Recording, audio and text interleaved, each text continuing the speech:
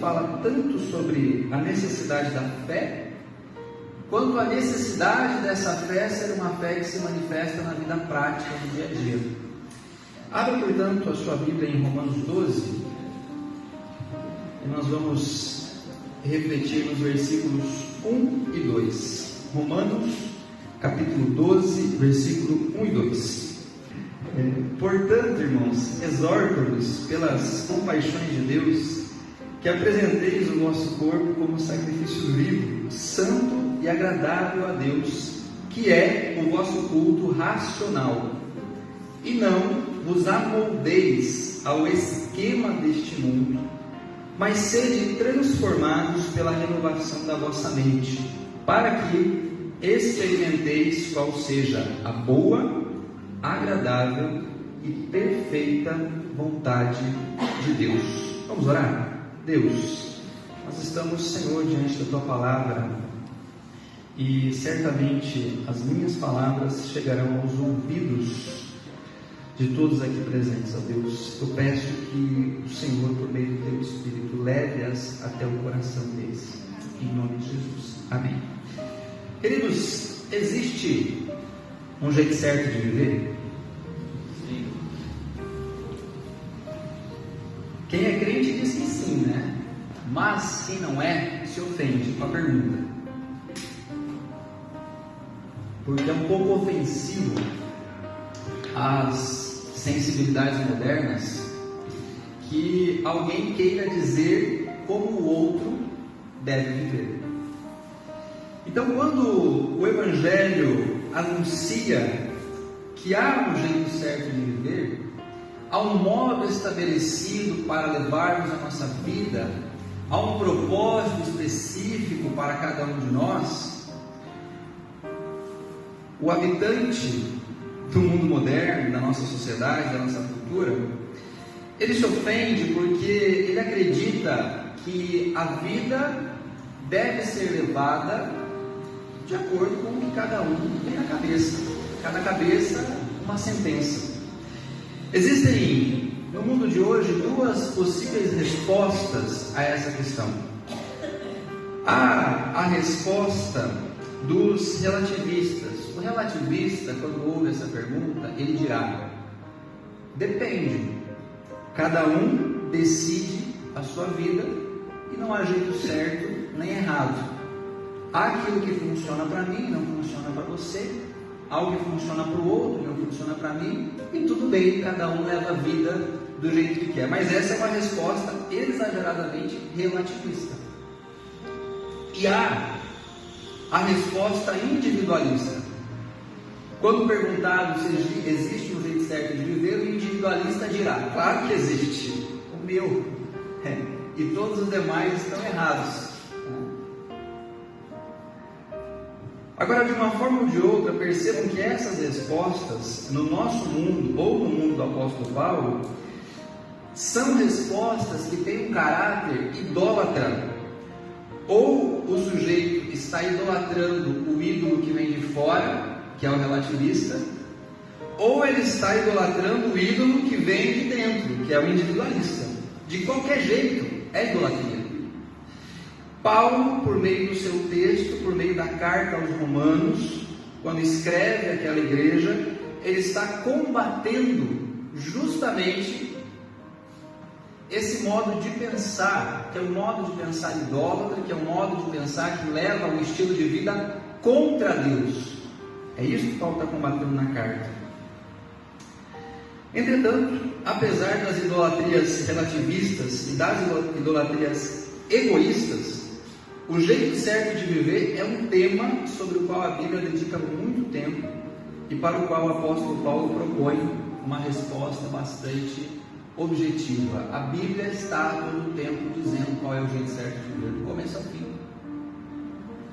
Se você pegar o livro dos Salmos, o Salmo de número 1, ele já começa estabelecendo a diferença entre o justo e o ímpio. Ele começa dizendo: o jeito certo de viver é o jeito do justo.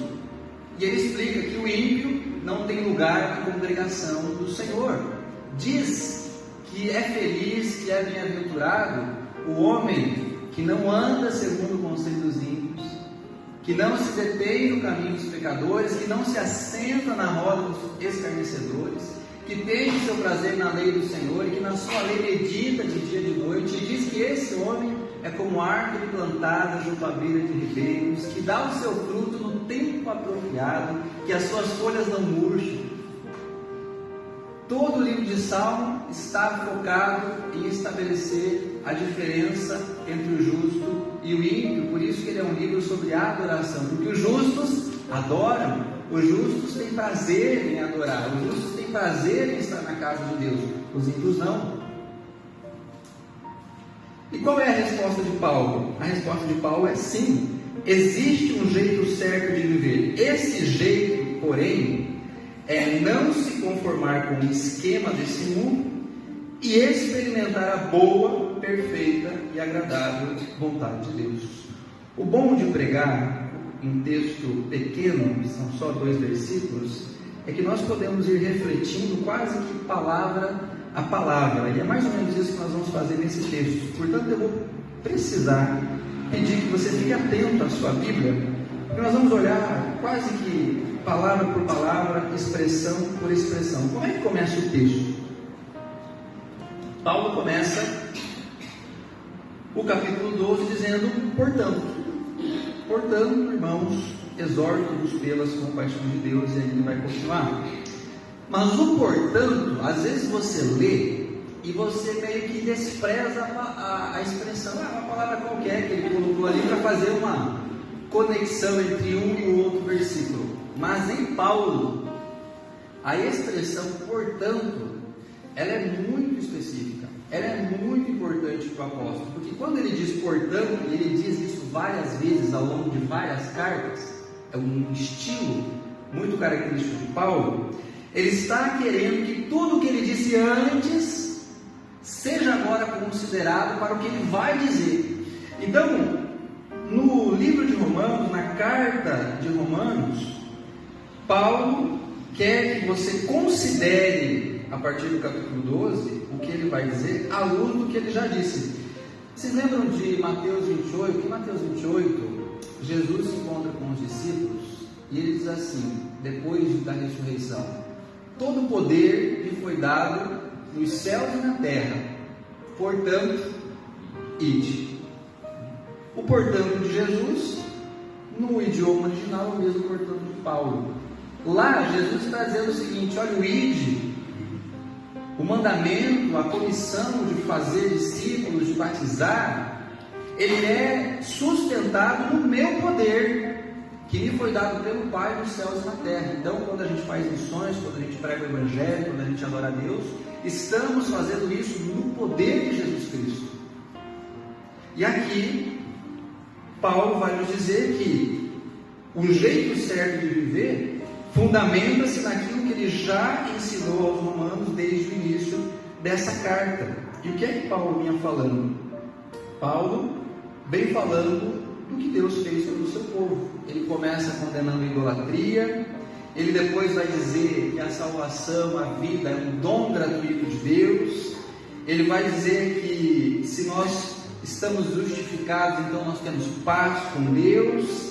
Ele diz que diante de todas as bênçãos de Deus, agora se faz necessária uma postura coerente. O portanto é muito importante. Então, diante de tudo que Deus fez por nós, precisamos considerar o que ele vai dizer na sequência. Não há como andar com Cristo sem ser chamado a uma postura de vida coerente com os ensinos de Cristo. Então, irmãos, tendo em vista tudo que eu já disse, isso é Paulo, passem a viver dessa forma. E na sequência ele fala: irmãos, portanto, irmãos. A quem Paulo está falando? Paulo está falando à igreja de Roma. Ele não está escrevendo aos ímpios, ele não está escrevendo aos incrédulos, ele está escrevendo a um grupo de pessoas que creu em Cristo. Por que isso é importante? Por que a palavra irmãos é importante? Porque as exigências éticas da palavra de Deus são bênçãos reservadas aos filhos de Deus. A vida que Deus manda o crente viver, ela não é uma obrigação no sentido de uma imposição, ela é uma bênção. O jeito certo de viver é uma bênção que Deus estabeleceu na sua palavra para você desfrutar. Depois Paulo vai falar de experimentar a vontade de Deus, como se ele estivesse te oferecendo a comida mais gostosa que ele poderia te oferecer para comer. É algo que você experimenta, não é algo que você faz com pesar. Essa é uma bênção reservada à igreja. O Novo Testamento, ele não dá margem à ideia de que é possível caminhar com Jesus longe de uma comunidade de fé. Não é possível ser cristão sem igreja. Não é possível ser um desigrejado e ter comunhão com Deus. Não é possível crescer espiritualmente, crescer em santidade. Não é possível ser edificado pelo Espírito Santo se você não está no seio de uma comunidade de fé, se você não participa, se envolve, se engaja numa igreja saudável e bíblica, fundamentada na doutrina dos apóstolos. É impossível, porque o Evangelho não é individualista. O Evangelho não é para um, o Evangelho é para todos. As bênçãos do Evangelho, elas estão reservadas a quem vive no seio da comunidade. Não há como viver a integralidade da fé cristã fora da igreja. Não existe, no limite, cristianismo sem igreja. Esse é o plano de Deus. Jesus disse isso em Mateus 16. Quando Pedro diz: Tu és o Cristo, o Filho do Deus vivo, Jesus olha para ele e diz: sobre esta pedra, a declaração que ele é o Cristo, o Filho do Deus vivo, edificarei a minha igreja. Jesus não diz que edificará discípulos individuais, vivendo sozinhos, tentando crescer em espiritualidade e em santidade, assistindo pregadores que a pessoa não conhece pela internet. O que edifica é a vida na igreja, queridos. É o que o Novo Testamento inteiro ensina. Na sequência, o apóstolo ele continua e faz um convite, faz um apelo. Ele diz: rogo-lhes, ou talvez na sua versão diz: exorto-vos. Exortação é um incentivo, exortação é um convite, é um chamado, é um apelo. Queridos, todos os dias o Espírito de Deus ele está repetindo o mesmo convite de Cristo. Aquele que quiser ser meu discípulo, negue-se a si mesmo, tome a sua cruz e siga-me. É aquilo que está lá em Lucas 9:23. E é o que Paulo está fazendo aqui. O convite que Paulo vai fazer é rigorosamente o convite que Jesus fez lá. E este convite é feito a você todos os dias, todas as vezes que você acorda na sua cama, você se levanta. O convite que o Evangelho está te fazendo é para que você negue-se a si mesmo, tome a sua cruz e siga Jesus. Esse é o caminho do discipulado. Na sequência ele diz: pelas misericórdias de Deus. Pelo que ele está convidando a igreja de Roma? E pelo que ele está nos convidando? Pelas misericórdias de Deus. Talvez na sua Bíblia apareça a expressão pelas compaixões de Deus. É a mesma coisa. Paulo sustenta o convite dele nas misericórdias de Deus, porque são elas que sustentam o nosso discipulado e o nosso testemunho. Lá em Coríntios, Paulo vai dizer que Deus, ele é o Pai das misericórdias. Em outro texto diz que todos os dias Deus ele renova as suas misericórdias sobre nós. Não é possível viver sem as misericórdias de Deus. Por que isso é importante? Porque tanto no mundo de Paulo, o apóstolo, quanto no nosso mundo, há aqueles que acreditam que podem viver sem as misericórdias de Deus. O sujeito não influencia minimamente o ritmo das batidas do coração dele, mas ele acredita que ele pode viver sem a misericórdia de Deus. Tem uma música do Estênio Marcius que diz: as batidas do meu coração dependem desse maestro. Como é que o sujeito pode ser individualista, egoísta, a ponto de desconsiderar Deus, sendo que ele não controla nem o ar que ele respira? controla o que acontece dentro do próprio corpo dele, quanto mais o que acontece fora. Por isso que Paulo apela às misericórdias de Deus. Não há outro recurso no qual nós possamos repousar a nossa confiança. Queridos, Deus é um Deus compassivo. E por causa disso, o ar que nós respiramos, ele continua entrando pelos nossos pulmões. Se você não tem nenhum motivo para agradecer, agradeça por isso. Como a Cris disse aqui, eu não sou um crente pedinte, porque tenho muito para agradecer. Agradeça pelas misericórdias de Deus. Elas é que fundamentam toda a vida que o apóstolo vai nos propor. E aí ele diz isso: portanto, irmãos, rogo-vos pelas compaixões de Deus que apresenteis o vosso corpo como sacrifício vivo, ou na NVI, que se ofereçam em sacrifício vivo. Para o que Paulo está nos convidando? Primeira coisa, todo sacrifício é uma renúncia. Sacrifício é renúncia. Paulo está fazendo alusão aqui aos sacrifícios do Antigo Testamento. O pecador, pela necessidade de se consertar com Deus, ele era chamado a levar até o santuário, até o templo, um animal vivo que seria morto em substituição do pecador. Ele colocava a mão sobre o animal, nós estamos aprendendo isso lá em Levítico, na escola bíblica. Era um simbolismo de que o animal estaria recebendo a punição pelos pecados daquela pessoa, e o animal ele era morto, ele era sacrificado.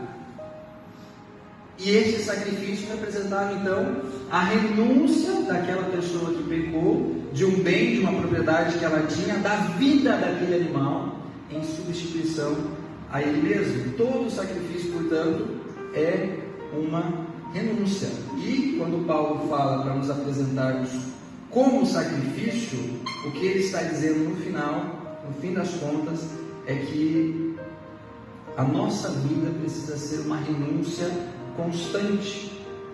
Por quê? Porque a vida de Jesus, ela já foi oferecida em substituição de nós, pecadores. E Jesus morreu. Por isso que Paulo nos convida a sermos um sacrifício vivo, porque não precisamos morrer. O sacrifício de Cristo, ele é suficiente, de uma vez por todas. Ninguém mais precisa morrer pelo pecado, porque Jesus já morreu, mas agora o Evangelho convida a todos que se renunciem por meio de sua vida. Essa renúncia significa a entrega da própria vida em todas as suas dimensões. A renúncia a qual o Evangelho convida a todos os discípulos, ela é integral. Todas as áreas da vida devem ser entregues a Deus como uma oferta. Logo, a vida cristã não é vida religiosa. A vida cristã não é uma parte das nossas vidas. Não é um tempo especial que eu dedico a Deus ou à igreja. A vida cristã não se resume às atividades que você faz dentro da igreja ou no seio da igreja. A vida cristã, ela abrange toda a nossa vida. O projeto de Deus do Gênesis ao Apocalipse é um projeto todo abrangente.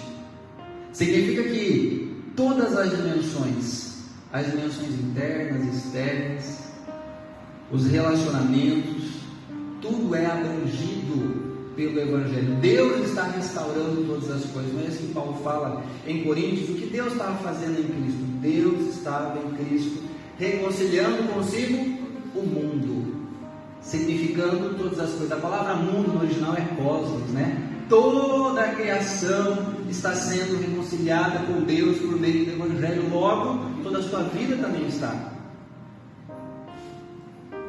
E aí, queridos, quando nós entregamos a nossa vida, o nosso corpo a Deus como um sacrifício vivo, há uma coisa que morre. O que morre? A nossa velha natureza. O velho homem, ele é deixado de lado, ele é abandonado, e Jesus começa em nós um processo de santificação, que é o que ele diz na sequência. pelas misericórdias de Deus, que se ofereça em sacrifício vivo, santo e agradável a Deus. Por que as expressões santo e agradável a Deus são importantes para o texto? Porque elas respondem à pergunta: qual é o jeito certo de viver? O jeito certo de viver é uma vida santificada. A vida santificada é a vida que agrada a Deus. E o que é a vida santificada? A santificação, ela é um processo de se assemelhar, de se parecer cada vez mais com quem? Com o pastor, com o professor da IBD, com Jesus. Nós temos um alvo, nós temos um foco. A vida cristã, ela tem um objeto de adoração e de apreciação. Esse objeto é Jesus, o único que nos revela plenamente o Pai. Como Jesus disse a Filipe: Filipe, quem me vê a mim, vê o Pai. Só que quando Ele manda a gente fazer alguma coisa, Ele manda a gente se parecer com Ele. Santo é quem está cada vez mais próximo de Jesus e cada vez mais separado do pecado. Hoje de manhã o irmão Alessandro na escola bíblica usou uma expressão muito pertinente para esse texto, que diz assim: quanto mais a gente se aproxima de Cristo, de Deus, mais a gente tem noção de que a gente não vale a água da salsicha, né? Porque Cristo coloca luz sobre a nossa vida. A Bíblia diz que Deus é luz. Depois de Jesus, no Evangelho, ele diz: eu sou a luz do mundo. Então, quanto mais a gente se aproxima de Jesus, mais a luz de Jesus, ela entra naquelas partes escuras, sombrias, escondidas do nosso caráter, da nossa vida, e vai transformando à medida que a luz vai entrando. Quando eu quero esconder a bagunça de um dos quartos lá de casa, fecho a cortina que tem blackout, apago a luz e fecho a porta. Como se a escuridão ela fosse apagar instantaneamente a bagunça e a sujeira que tem lá. Mas quando Jesus chega na vida de alguém, ele tira o blackout, ele acende a luz, ele abre a porta, e aí você consegue ver, tem bagunça, sujeira até no teto, teia de arame, sujeira embaixo da cama. Mas esse é o processo de santificação. O N. Gruden diz que a santidade envolve a reorientação, presta atenção nisso, de nossos desejos, para que não tenhamos mais amor pelo pecado dominando nossa vida. Porque o natural do coração caído, do coração pecador, é amar o pecado, é desejar intensamente os prazeres do pecado. Porque se o pecado não fosse prazeroso, se o pecado não mexesse com os sentidos, se o pecado não mexesse com os afetos, se o pecado não gerasse sensações que nos agradam, não produzisse impactos sensoriais, emocionais, se não fosse bom, gostoso, ninguém pecava. Então a santidade é a reorientação desses desejos, desses afetos, para que cada vez mais os prazeres do pecado tenham menos efeito em nós. Na infância, eu gostava de pudim. A minha mãe, para quem não sabe, alguns não sabem, mas ela faz o melhor pudim do mundo. Eu posso provar, basta você comer o pudim dela. Só que eu comi tanto, e gelatina também, eu comi tanto, que eu passei a não gostar, eu passei a não querer mais comer. Não sei se eu enjoei, não sei o que aconteceu, não sei se meu paladar mudou e não gostava tanto de doce, mas eu não como mais o pudim. Um dia, quem sabe, talvez o paladar mude, eu volte a comer o pudim, mas eu te aconselho a comer o pudim da minha mãe. Agora, repare, a santificação é um processo muito parecido. Chega um momento, um dia, que você simplesmente não sente mais prazer aqui, que você quer abandonar, que você passa a sentir até ojeriza, nojo, não quero mais, não faz mais a minha cabeça, não mexe mais comigo, o coração não bate mais forte por isso. Quando isso acontece com você em relação a um pecado, significa que você avançou no processo de santificação. O Espírito trabalhou em você e você está agora mais perto de Jesus. Santificação é algo que o Espírito de Deus faz em nós, porque a Bíblia diz em Filipenses que é Deus quem opera em nós tanto o querer quanto o efetuar. Mas também é algo que nós fazemos impelidos pelo Espírito. É algo em que nós podemos cooperar com Deus, porque a todo momento o texto bíblico está dizendo: sede santos, porque o Senhor vosso Deus é santo. Paulo diz em Coríntios também, né? Sede meus imitadores, como eu sou de Cristo. Então a santificação é algo que nós podemos cooperar com Deus ao mesmo tempo que Ele está trabalhando em nós. E Paulo termina o versículo 1 dizendo que tudo isso que ele falou até aqui é o culto racional de vocês. Este é o culto racional. O que significa culto racional? A expressão original, ela significa culto lógico, ou razoável, ou ainda verdadeiro, ou ainda inteligente. É muito simples de entender o que o apóstolo diz aqui. Olha, se Deus fez tudo isso por nós, nos deu a vida, a salvação, nos trouxe paz, se todas as coisas cooperam para o bem daqueles que amam a Deus, nos predestinou, nos elegeu, nos santificou, nos glorificou, se Ele fez tudo isso nas nossas vidas, então nós precisamos nos entregar a Ele como uma oferta santa, viva, agradável, porque é isso que se deve fazer, é isso que é razoável fazer, é isso que é inteligente fazer, é isso que é o culto verdadeiro, é o culto em espírito e em verdade que nós cantamos aqui. Isso é o culto racional. O que Paulo está dizendo é que diante do que Deus fez por nós em Cristo, só nos resta adorar a Deus. Paulo também diz isso novamente em outro lugar, com outras palavras, lá em Filipenses capítulo 2, versículos 6 ao 10.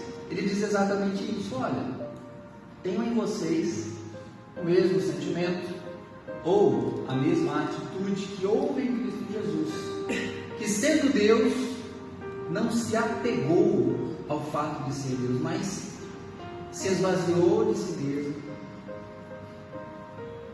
e, estando em forma de homem, se humilhou até a morte de cruz. Ele manda nós termos o mesmo sentimento ou a mesma atitude, que é o culto racional. A única coisa que nos resta, então, diante de tudo que Deus fez por nós, é a adoração. Por isso que o propósito das nossas vidas é adorar a Deus. E aí ele parte do versículo 2, que é o tema, a divisa, na verdade, da nossa campanha de missões mundiais.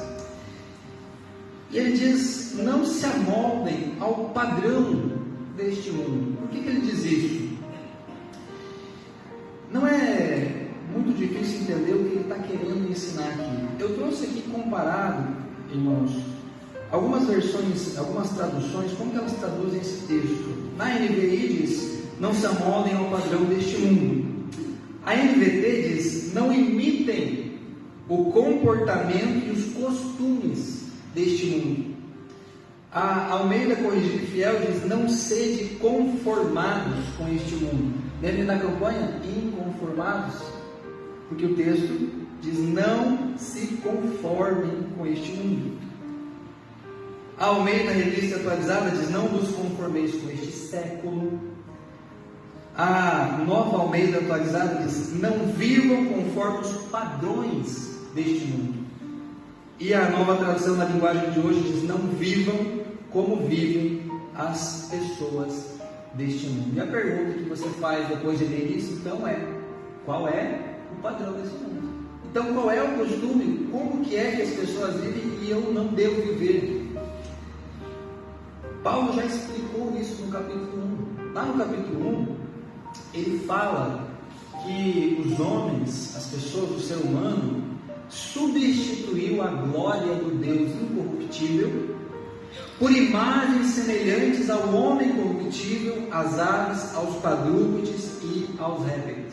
Então, quando Paulo fala não se amoldem ao padrão deste mundo, o que ele está dizendo no fundo é: não sejam idólatras, como o mundo é idólatra, que se esqueceu de Deus, fez deuses para si, se transformou a si mesmo num Deus, porque nessa época aqui o imperador romano que governava toda a região e principalmente a cidade de Roma se considerava um Deus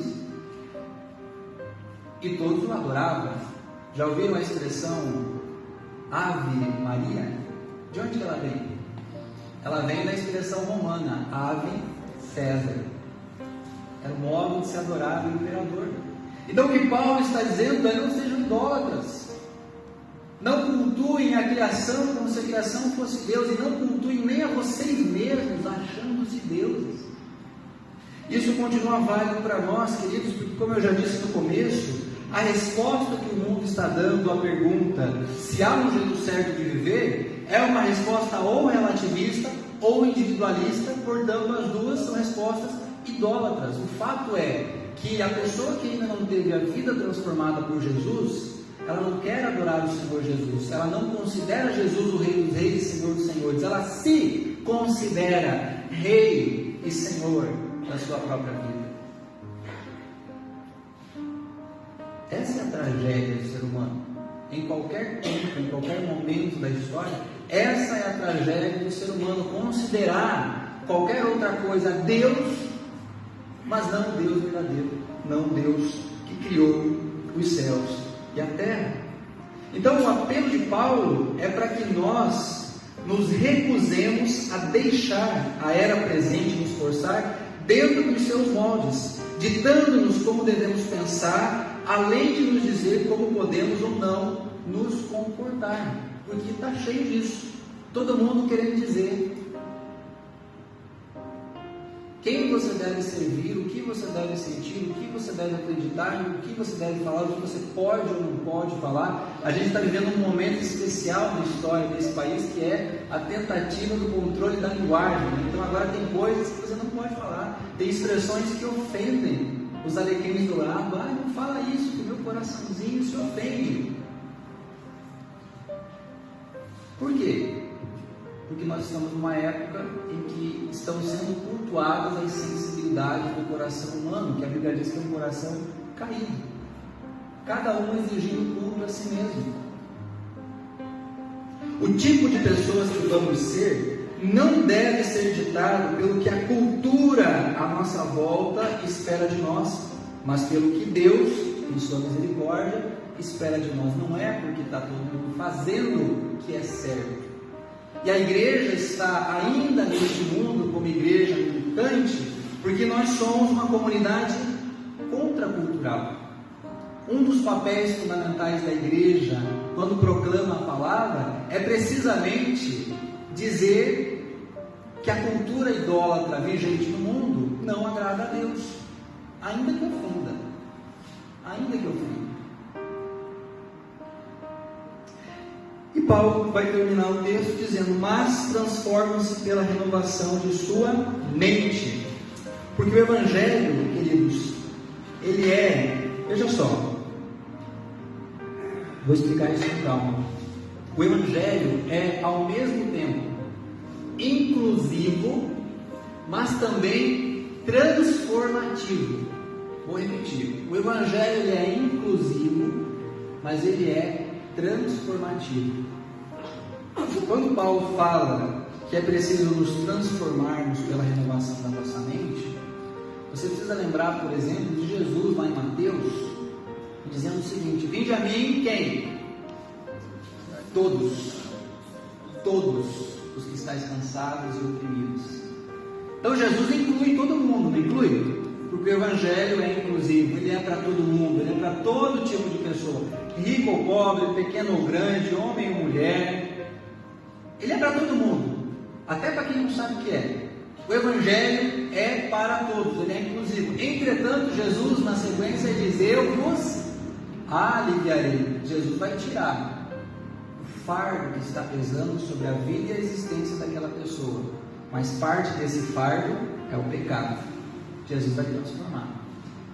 Lá em Lucas capítulo 15, quando Jesus conta a parábola do pai que não desiste dos 2 filhos, que equivocadamente a gente passou a chamar de parábola do filho pródigo, como se o filho fosse o protagonista, mas na verdade o protagonista é o pai. Aquele menino mais novo, ele vai embora, gasta tudo, passa a vida, como a Miriam disse aqui, de mesa em mesa, de boca em boca, de cama em cama. Aí, quando ele está comendo com porco, cheirando a porco, lá no chiqueiro, ele lembra do pai, ele cai em si e volta para casa. E quando ele volta para casa, querendo ser escravo, empregado, só por um prato de comida, o pai, ele sai correndo, ele vê o filho, ele sai correndo, ele abraça o menino, ele chora.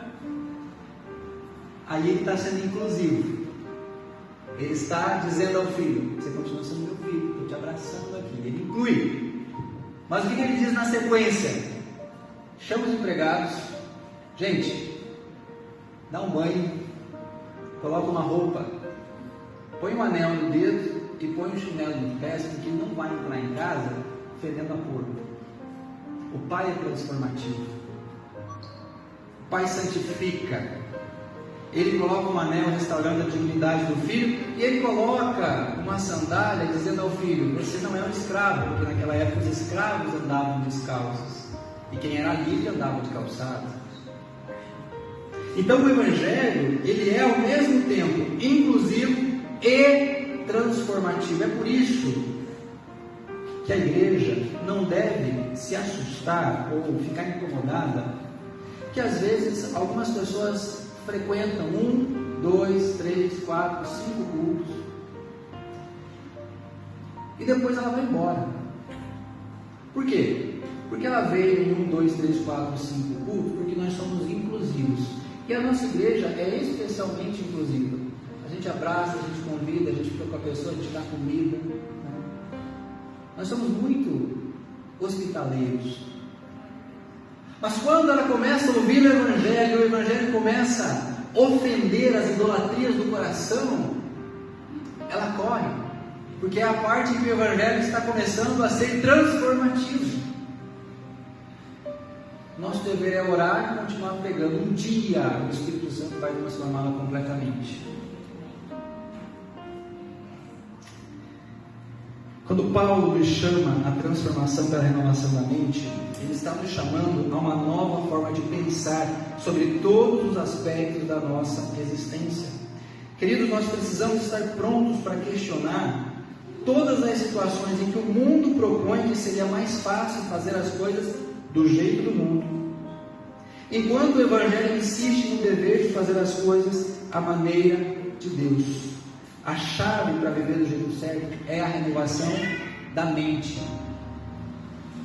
O que o Espírito está fazendo em nós, que a gente chama de processo de santificação, no fim das contas, é um processo de mudar o modo como nós pensamos a respeito das coisas. Porque o modo como nós pensamos a respeito das coisas vai acabar mudando o modo como nós agimos sobre as coisas. É por isso que todos os dias nós enfatizamos a importância da leitura bíblica, nós enfatizamos a importância da oração, nós enfatizamos a importância da comunhão, do engajamento, da convivência na igreja, porque são essas práticas que vão transformando a nossa mente, o nosso coração, de dentro para fora, e acabam transformando toda a nossa vida. Há muitos cristãos que esperam conseguir viver à altura de Cristo, viver do jeito certo, enquanto ainda continuam pensando da mesma forma que o restante do mundo pensa. Você não vai conseguir. Para viver da forma como Cristo convida, exige, chama, para viver do jeito certo, é preciso mudar o modo como você pensa sobre as coisas, é preciso pensar biblicamente sobre as coisas, é preciso pensar de maneira contracultural sobre todas as coisas. Jesus, ele é soberano sobre toda a existência, dizia o Abraham Kuyper. Por isso, é fundamental que o cristão pense biblicamente sobre todos os aspectos de sua vida. Gente, é preciso sair do piloto automático. Jesus tem algo a dizer, o Evangelho tem algo a dizer sobre qualquer tema da sua vida prática. Tem algo a dizer sobre criação de filhos, tem algo a dizer sobre seus relacionamentos, tem algo a dizer sobre o seu trabalho, tem algo a dizer sobre como você administra suas finanças, tem algo a dizer sobre o que você espera do futuro e como você vive no presente, tem algo a dizer também sobre o seu passado. O Evangelho tem algo a dizer sobre todos os aspectos da sua vida. Você precisa procurar o que o Evangelho está dizendo a respeito de tudo isso. O fato de você não procurar faz com que você continue vivendo no piloto automático e agindo ou como você foi ensinado em casa ou na escola da vida. E por fim, ele termina o versículo 2 dizendo: para que sejam capazes de experimentar e comprovar a boa, agradável e perfeita vontade de Deus. Veja, tudo isso que ele fala até aqui é condicional. É para um propósito, é para um objetivo. Qual é o propósito? Que experimentemos a boa, agradável e perfeita vontade de Deus. Portanto, a vontade de Deus não é algo que se faz, é algo que se experimenta. Porque se você diz que é algo que se faz, parece que é um peso, parece que é uma carga, parece que é um encargo. Mas quando você entende que é algo que você experimenta, a sua vida muda. O Salmo 34, versículo 8, ele diz assim, eu vou ler para vocês, não precisa vir: provai e vede que o Senhor é bom. Bem-aventurado quem nele se refugia, ou quem nele confia. Temei ao Senhor vós, seus santos, pois nada falta aos que o temem. Os leõezinhos têm necessidades e passam fome, mas não faltará bem algum a quem? Aos que buscam ao Senhor. Você experimentar a vontade de Deus. Experimentar a boa, perfeita e agradável vontade de Deus passa por cumprir, queridos, o chamado ético e espiritual dos 2 primeiros versículos: entregar-se a Deus como uma oferta e renovar a mente por meio do Espírito. Tem muita gente, infelizmente, que para experimentar a própria vontade renuncia à vontade de Deus. Tem muita gente que deseja, como aquele filho mais novo, ser empregado quando o pai está oferecendo continuar sendo filho. Tem muita gente que quer viver como escravo quando pode ser livre. Não seja uma dessas pessoas. Experimente as bênçãos, a glória, a felicidade, o contentamento que os filhos de Deus têm. Não queira ser empregado na casa do pai. Não queira continuar como escravo quando você pode ser filho e desfrutar de todas essas bênçãos. Não queira viver preso quando você pode ser livre. Deixa eu colocar em pé e vamos orar.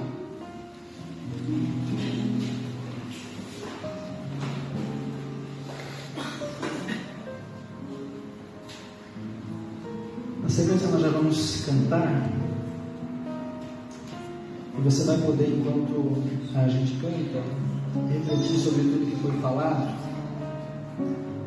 Mas eu quero orar para que essa palavra ela ressoe ao longo da sua semana, que o Espírito te lembre dela de todos os momentos, e para que a cada dia a sua mente ela seja cada vez mais renovada, e todos os dias você saia da cama desejando ser uma oferta no altar do Senhor.